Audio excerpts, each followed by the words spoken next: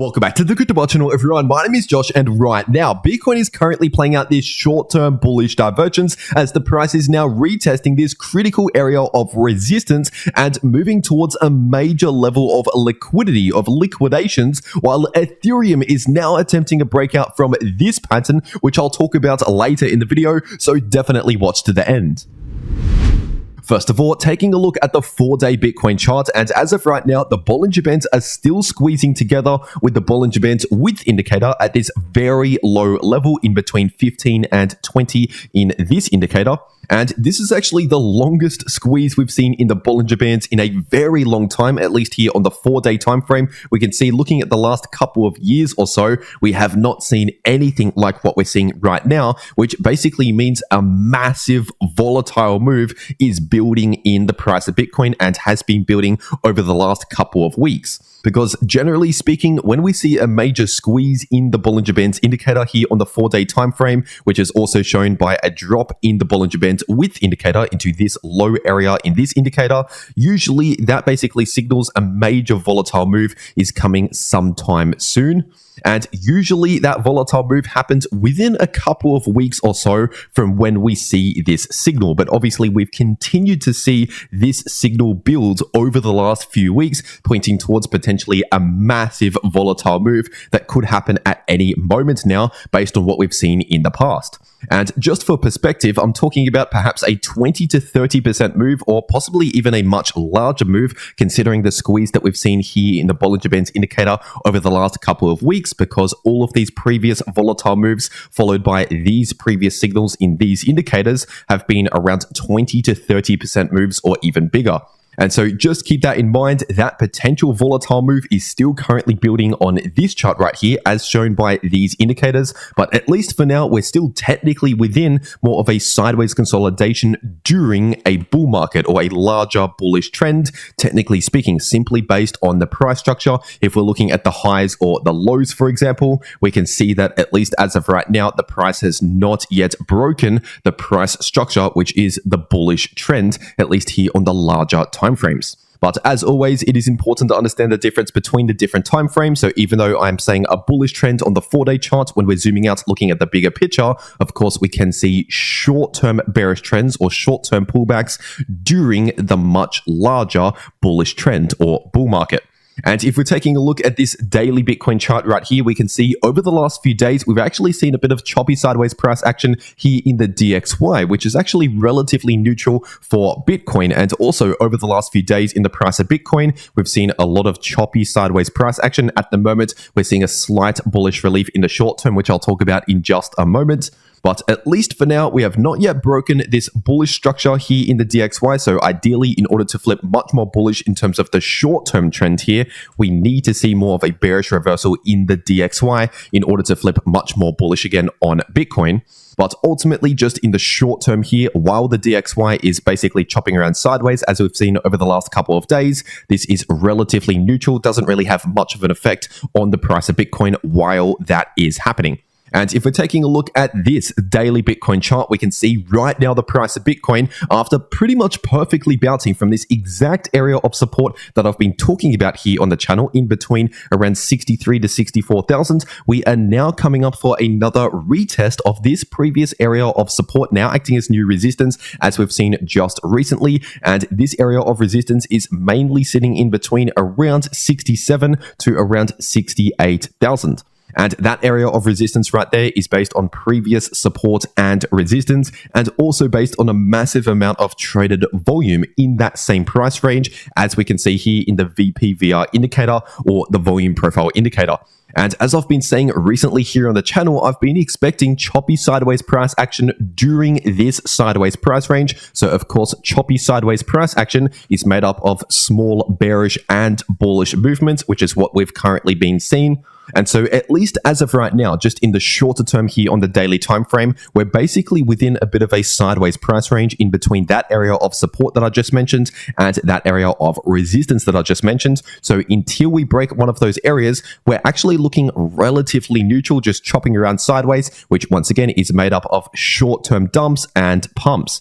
And as I've mentioned time and time again here on the channel, in order to actually flip much more bullish again in the short term, we ideally need to confirm a breakout back above 68,000 because that is a critical level of resistance here on the chart, 67 to 68,000. So we need a breakout above that level with confirmation in order to flip more bullish in the short term and expect to move up towards this area of resistance in between 72 to 74,000. And of course, we ideally need to see a further pullback in the DXY to also flip much more bullish again. But at least for now, just in the much shorter term, when we're zooming into the 3-hour Bitcoin chart, we are now playing out a short-term bullish divergence, which is exactly what I talked about in my last video right down here. I said we're most likely going to see at least some choppy sideways price action or potentially a bullish relief over the next couple of days as the most likely scenarios now that we have a bullish divergence playing out on the 3-hour time frame. And so obviously we're now seeing this bullish divergence play out exactly as expected. And while we're on the weekdays here, of course, we're likely going to see a little bit more volatility. So that bullish relief is a little bit more volatile than perhaps, for example, what we could see on a weekend, which is shown by these areas on the chart.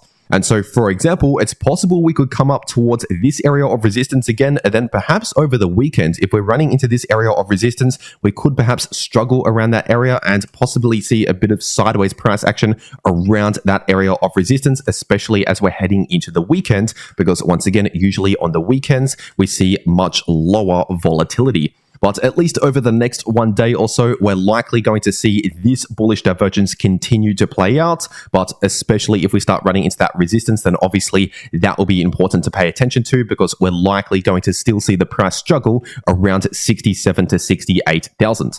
And so to sum it up, at the moment, we're seeing a short-term bullish relief, which was expected from this bullish divergence, but this is currently happening within a sideways price range. So really, in order to flip much more bullish again in the short-term trend and momentum here, we need to break out back above this strong resistance, so back above around 68,000.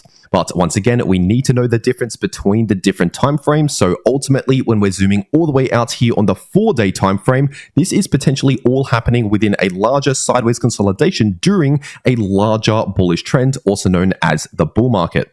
And either way, if you want to trade these moves in the price of Bitcoin or any other crypto, personally, I take those trades over on Bybit. So I'll make sure to leave a link to Bybit down below this video in the description and in the pinned comment. And if you use that link down below this video to make a Bybit account and deposit on that account, then you can get up to a $30,000 deposit bonus, but only if you use that link down below this video. And also, if you use that link below this video, it'll take you to this page right here, which is a new 500 USDT airdrop position, which you can claim, which by the way is an exclusive airdrop. Only if you use the link down below this video, it'll take you to this page right here. And in order to claim this airdrop, all you need to do is simply make a Bybit account using that link, make a deposit and claim the airdrop.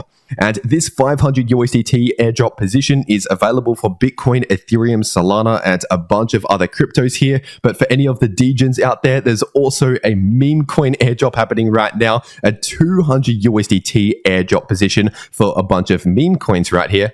And so just in case you're interested in that, I'll also leave a link to this page right here down below this video. In fact, it'll be the second link below this video, take you to this page right here. And the first link below this video will take you to this page right here. And so if you're going to be trading crypto anyway, or if you're preparing to take the next trading opportunity, you might as well get set up ready to go to take advantage of this opportunity right here using those links down below this video if you want to claim these extra bonuses. But for whatever reason, if you cannot access Bybit or if you cannot KYC on Bybit, there is also Bitflex, which is another crypto exchange similar to Bybit, but you don't need KYC for Bitflex. And so I'll also make sure to leave a link to Bitflex down below this video as an alternative crypto exchange. And if we're taking a quick look at the Bitcoin liquidation heat map, we can still see a massive amount of liquidity sitting right at around 67.4K to 67.5K. And also over the last 1 day, we actually took out a small area of liquidity right around 66,000. And once again, as I said in my last video, it's likely that this higher level of liquidity right here at around 67,500, give or take, will kind of act as a magnet. Usually Bitcoin moves towards where there's a lot of liquidity. And so when you combine this with the fact that we have a bullish divergence playing out in the short term, there's no surprise why we're seeing a bit of a short-term bullish relief, once again, as expected. But we still have to deal with that strong resistance as we get there at around 67 to 68,000. And if we're taking a look at Ethereum on the daily time frame, right now the price of ETH is continuing that further bounce. First of all, if we're looking at that candle wick low, we bounced from this 50% retracement level sitting at around 33.50. Or if we're looking at the daily candle closes, we saw another pretty much perfect bounce from the 38.2% Fibonacci level of support sitting at around 34.80. And as for resistance on this chart, we still have this level of resistance, which was previous support right here, and that's sitting at around 36.50 approximately. And once again, as I said recently here on the channel, we're basically chopping around sideways in this sideways price range right here, just in the short term, during this short-term pullback that we're seeing at the moment, and we've seen over the last couple of weeks. And in order to really start flipping much more bullish again, just in the short term here, we ideally need to see a breakout above around 36.50.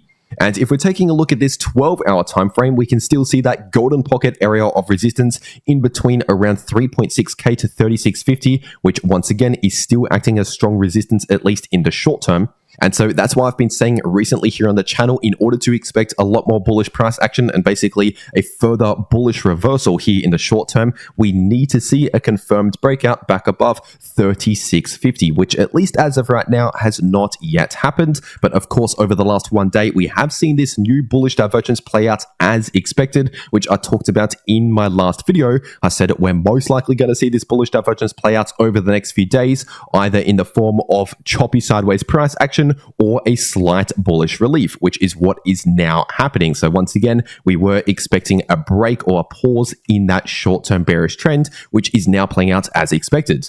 But this by itself is not necessarily enough to fully confirm the end of that short-term bearish trend. So that's why I said we also need to see a breakout back above 36.50 in order to really start flipping much more bullish again. And if we're taking a look at this 8-hour time frame, we've actually just seen a small breakout with an 8-hour candle close above this descending line of resistance, which was sitting just below 3.6k, around 35.90, give or take. And we also have this bullish divergence also visible on the 8-hour time frame, which is obviously playing out at least as of right now. And so ultimately, things are starting to look a little bit more bullish just in the short term. But once again, in order to really confirm that we're actually flipping much more bullish, we need to see a breakout above around 36.50, which at least for now has not yet happened. And if we're taking a quick look at the price of Solana on the 8-hour time frame, we're also seeing very similar price action for Solana, basically a very slight bullish relief, but ultimately over the last few days, we've seen a lot of choppy sideways price action exactly as expected. This is what I've been talking about here on the channel. Expect some choppy sideways price action over the next few days as a likely scenario, because ultimately we bounced exactly from my level of support at 128, and we also confirmed this bullish divergence, as I said in my last video. But because we still have a lot of resistance in between 140 to 144, the price could still likely struggle around that area right there in between 140 to 144. And so when you put all of that together, when you put the fact that we bounced from support, we're struggling around resistance, but we're playing out this bullish divergence, that basically results in choppy sideways price action while we're playing out the bullish divergence, but still struggling around resistance. And so that is simply the situation right now. Once again, we're basically playing out exactly what I said in my last video. And in order to actually start flipping more bullish again, first of all, we'll need to see a breakout back above 144, but ideally back above 160 in order to actually start confirming more of a bullish trend reversal here in the short term. So ultimately, for all we know, this could just be a bit of a break or pause within this short-term bearish trend. That is a possibility. But either way, if you want to trade these moves in the price of any crypto, once again, check out those links down below this video to claim those extra bonuses. And if you want to actually know how to trade crypto, no matter if the price is bullish, bearish, or chopping around sideways, then make sure to watch these videos popping up right here on your screen. The video in the top left shows you how you can profit from bullish or bearish price action using long positions or short positions, and the video in the bottom left shows you how you can easily profit from choppy sideways price action. But anyway, that is everything that I have to say for today. I really hope you enjoyed, and I'll see you all in the next video.